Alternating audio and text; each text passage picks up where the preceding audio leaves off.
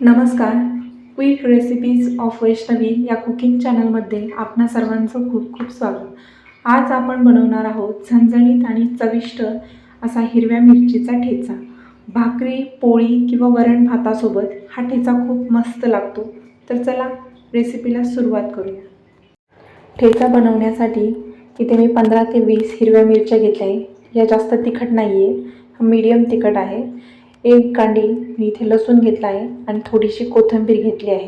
हिरव्या मिरचीचा ठेचा बनवत असताना तुम्ही जर तव्याचा वापर करत असाल तर हिरवी मिरची ही तुम्ही बारीक चिरून घ्या.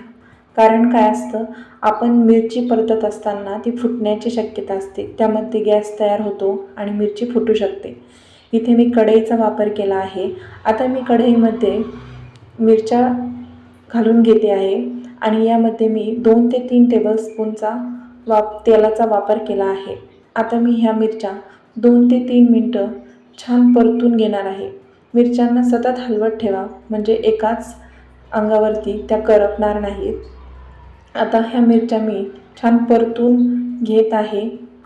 मिरच्या छान परतल्या की मग त्यामधला जो कच्चेपणा आहे तो निघून जातो आणि ठेच्याला कलरही छान येतो आणि चव देखील छान येते.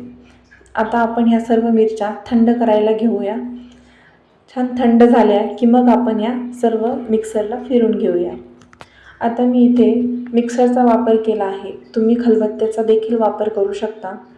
हिरव्या मिरच्या, थोडीशी कोथिंबीर आणि सोलून ठेवलेला जो लसूण आहे तो घ्यायचा आहे आणि मग आपण चवीपुरतं मीठ घालूया. ठेचा बनवताना मिरचीचा आपल्याला खूप जास्त पेस्ट बारीक बनवायचा नाही आहे, आपल्याला जाडसर ठेवायचं आहे. हे सर्व मिश्रण मी मिक्सरला सगळं एकत्र केलं आहे. आता मी हे सर्व मिक्सरला बारीक वाटून घेते आहे. तुम्ही बघू शकता, मस्त आपला ठेचा बनवून तयार झाला आहे. एका वाटीमध्ये मी याला काढून घेतला आहे. आता आपण वरतून आपण याच्यात थोडंसं कच्चं तेल घालणार आहोत. याने चव छान लागते. तर आपला झणझणीत आणि चविष्ट हिरव्या मिरचीचा ठेचा बनून तयार आहे. भाकरी, पोळी किंवा भातासोबत हा ठेचा खूप स्वादिष्ट लागतो.